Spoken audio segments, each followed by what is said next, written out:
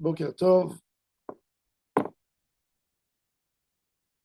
Quand Moshe Rabbeinu essaye de convaincre l'assemblée de Korach de faire Teshuvah, eux n'acceptent pas. Ils veulent absolument faire la guerre avec Moshe Rabbeinu. Moshe dit et demande à Hachem que s'ils ont fauté, que Hachem fera quelque chose d'incroyable, que la terre va s'ouvrir et Korach et tout son assemblée vont rentrer dans la terre.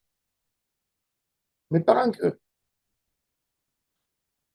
Ubala otam ve'et kol asher lahem.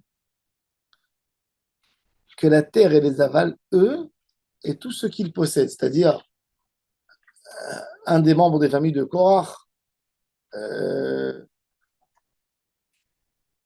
il avait un mouton qu'il a prêté qui était chez quelqu'un d'autre, ben, lui aussi, il était avalé dans la terre. Tout le monde était avalé dans la terre. Ça, c'est ce qui est écrit dans la Torah, dans le chapitre 16, depuis le verset 30 jusqu'au verset 34. Vayirduhem vechol asher lahem. Tout a été avalé. Pourquoi même leurs objets doivent rentrer dans la terre? La Gemara, le Talmud, dans le traité Sanhedrin, nous parle d'un animal qui a tué un homme.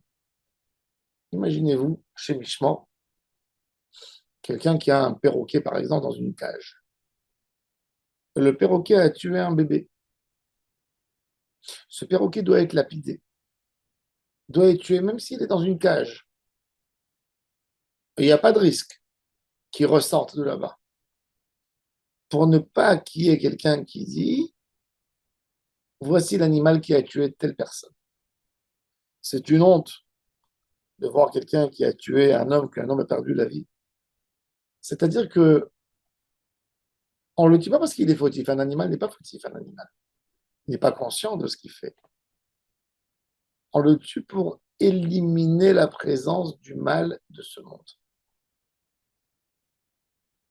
La marloquette, la dispute, est tellement grave qu'on ne veut même pas lui laisser un signe dans ce monde.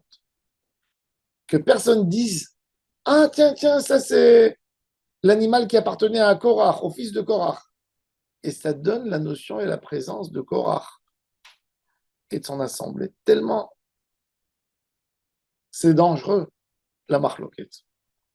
On ne veut même pas avoir quelque chose qui rappelle la marloquette. Ça, c'est l'idée.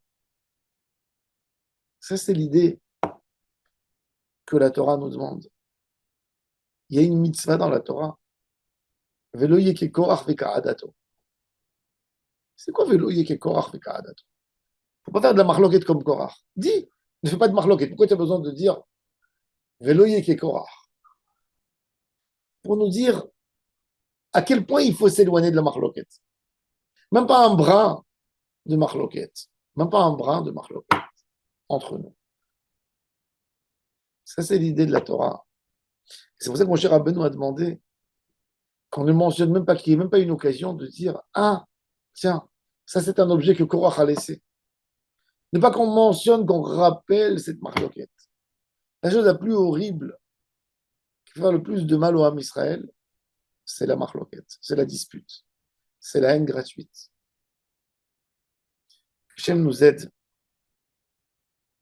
de rester fort, de rester émette, de rester juste et de s'éloigner de la marloquette tout le temps. Amen, amen.